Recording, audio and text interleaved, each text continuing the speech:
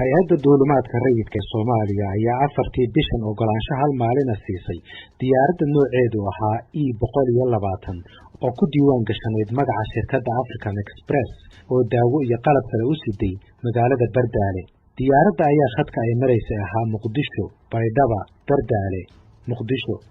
Saraakiisha Soomaalidu waxay ii sheegeen in diyaaraddu markii ay u soo dhawaatay degitaanka ay aragtay baabuur kuwa militariga ah oo uu saaran yahay qoriga Zuuga oo ay leeyihiin ciidamada Itoobiya. Baabuurkaasi oo ku sugan dhabbihii ay diyaaraddu ku degi lahayd.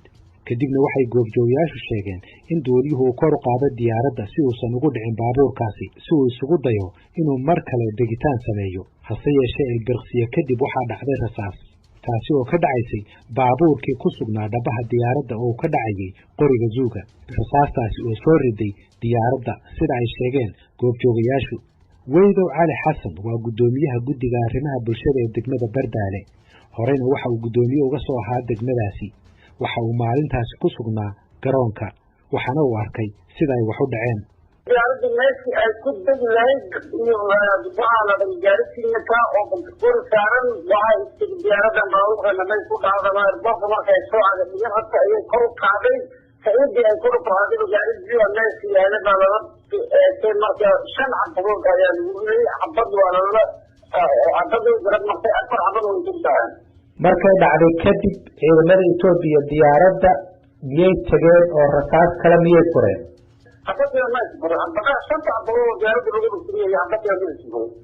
diyaaradda markii ugu horeysay ee ay timaado Bardaale miyay ahayd diyaaraddaasi? Waxay sheegeen saraakiisha Soomaalidu in ciidamada Itoobiya ay meel dhow ka arkeen diyaaradda. Garoonka ayaa magaalada kaga yaala dhinaca galbeed, waxaana diyaaraddu ay ka timid dhinaca waqooyi markii ay isku dayeysay inay degto.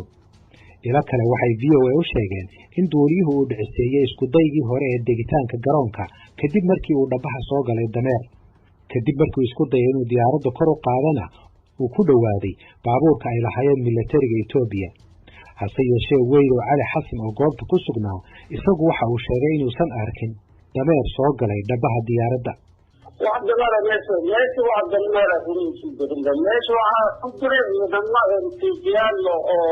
فرد بغد باجي مال باور كوده دكتور مال مال ayay baajiyay dameer meel soo gal karo meeshan. ciidamada toogashada geystay waa kuwa Itoobiya sida ay sheegeen saraakiisha Soomaalidu oo isugu jira kuwa deegaanka, wasiiro iyo waliba kuwa dhinaca gaadiidka hawada ah. Saldhigga Bardaale ee ay ku sugan yihiin ciidamada AMISOM ee ka socda dalka Itoobiya waxaa sidoo kale ku sugan ciidamo ka socda Itoobiya oo aan ka mid ahayn kuwa AMISOM. Laba sargaal oo mid yahay diblomaasi oo aan la hadlayna waxay ii sheegeen in askariga riday rasaasta uu ka tirsanaa ciidamada Itoobiya aan ka midka ahayn kuwa AMISOM. ila wareed kale waxay ii sheegtay in askarigaas uu ka mid ahaa ciidamo Itoobiyaan oo Bardaale soo gaaray 20 bari ka hor. Waxay sheegeen in kolonyada uu la socday askarigaasi ay muddo dheer ku soo jireen dhaxda iyaga oo soo lugeynayay. Xilliga diyaaraddu ay ku soo dhawaatana ay gashay cabsi ah inay diyaaraddu doonaysay inay duqayso.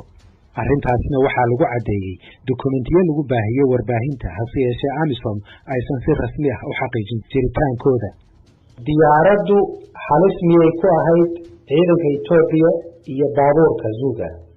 arrinta diyaaradda aan magaalada ku shaqeynayay heerro ku shaqeynayay halis ma lagu qabtay diyaaradda haddaysan asisa loo qoray intuu waxa ay jirtay halis ma aha diyaaradda oo shaqad diyaaradda yaqaano baabuur ku soo degtay oo hadda ma ku soo degtay inay soo degtay la ogaado heer markii diyaaradda inay jigaayeen loo sheegay inay laakiin laakiin maamulku waa loo sheegay oo ogaayeen diyaaradda inta ama ka socday dadaba hadda ka soo degtay dadaba ka soo qaaday dadka ku soo socday. haddii haddaba baaritaanka la samaynayo uu xaqiijiyo in askarigaasi aanu ka tirsanayn ciidamada AMISOM waxaa taasi ka iman kara su'aalo dhinaca sharciga ah. inkastoo ciidamada Itoobiya ee AMISOM ka mid ka ahayni ay Soomaaliya joogeen muddo sanado ah iyagoo ku doodaya inay ku joogaan heshiis laba geesood ah oo ay wada gaareen dawladaha Itoobiya iyo Soomaaliya. inay ku joogaan heshiis labada dawladood ah waxaa sidoo kale sheegay saraakiil Soomaali ah. ciidamada Itoobiya ee aan ka tirsanayn AMISOM ayaa ila wareedyo lagu kalsoon yahay ay ii sheegeen inay 75% ka yihiin ciidamada Itoobiya ee ku sugan Soomaaliya.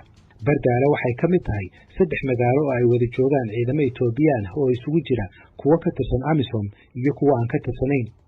labada magaalo ee kale waa Buur-Hakaba iyo Baardheere. qodob kale oo baaritaanku uu eegayo ayaa ah in ciidamada Itoobiya ee Bardaale jooga ay ogaayeen inay diyaaraddu imanayso iyo in kale. mas-uuliyiinta Soomaalidu waxay ku doodayaan in ciidamada Itoobiya ee jooga Baydhabo ay ahayd inay u sheegaan ciidamadooda jooga Bardaale oo uu wada xukumo taliye keliya. saraakiisha Soomaalidu ma hubaan inay taasi sameeyeen ciidamada Itoobiya, waxayse saraakiisha Soomaalidu hubaan inay u sheegeen saraakiishooda ku sugan magaalada Bardaale ee Soomaalida ah. waa kan Weydow Cali Xasan oo sheegay inuu ka warqabay imaatinka diyaaraddaasi. wallahi ciidamada Itoobiya lasoo wargeliyey ma xageyn kara, laakiin maamulku waa loo soo maamulku waa ogaa diyaaradda inay soo baahayso waa loo lagu soo wargeliyey. shirkada diyaaradaana wuu u sheegtay, hay-adda diyaaradda soo kiraysan wuu u sheegtay, labadaba wuu u sheegay. waxaa lagu wadaa inuu dhaco baaritaan 3 geesood ah oo ay samaynayaan khubaro ka kala socota Soomaaliya, Kenya iyo Itoobiya, iyadoo sanduuqa madow iyo kan codka duuba ay weli ku jiraan diyaaradda. wasiirka gaadiidka iyo duulista hawada Maxamed Cabdullaahi Salaad Omar ayaa dhawaan iiga warramay baaritaankaasi. waxa la wixii meesha looga baahnaa evidence ahaa meesha ayuu yaalaa. annagana reportigeena waan soo diyaarinay, eyewitnesskii waan soo arkay.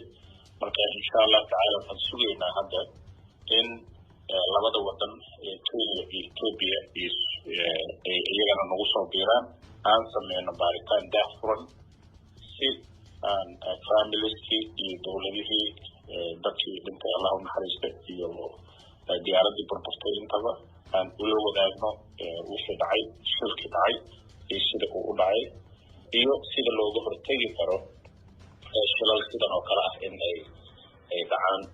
hogaamiyaasha Soomaaliya, Itoobiya iyo Kenya ayaa la sheegay inuu xiriir dhex maray, isla markaana ay ka wada hadleen dhacdadaasi iyo baaritaanka lagu samaynayo, iyagoo sidoo kale iskaga tacsiyeeyey dadkii ku dhintay shilkaasi.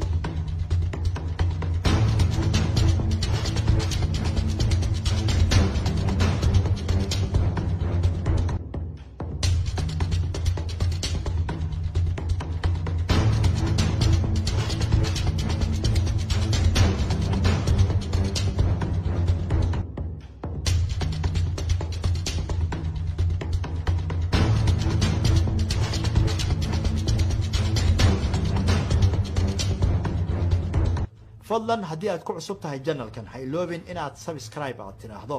haddii se aad tahay macmiil soo noqday ha iloobin in aad gambaleelka aad furato si aad ula socoto waxyaabaha aanu soo gelino channelkan. haddii aad u aragto in muuqaalada noocan oo kale ah aad wax ka faa'iideyso like saar si aan u aragno cadadda tirada danaynaysa. mahadsanid.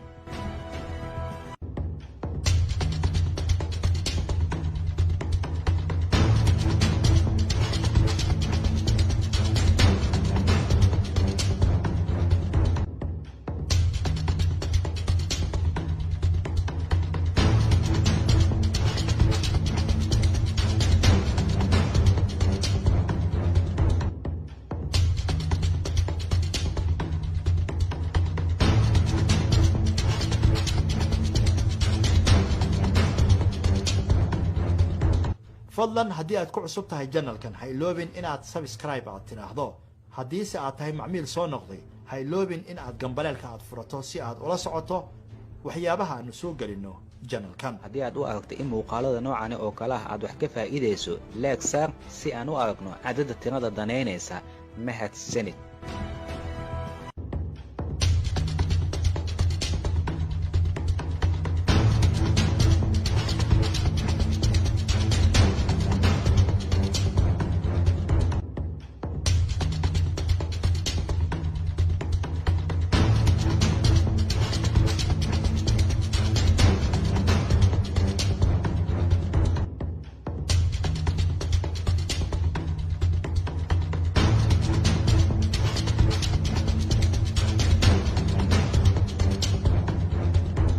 fadlan haddii aad ku cusub tahay channelkan ha iloobin inaad subscribe aad tiraahdo. haddii se aad tahay macmiil soo noqday ha iloobin in aad gambaleelka aad furato si aad ula socoto waxyaabaha aanu soo gelino channelkan. haddii aad u aragto in muuqaalada noocan oo kale ah aad wax ka faa'iideyso like saar si aan u aragno cadadda tirada danaynaysa. mahadsanid.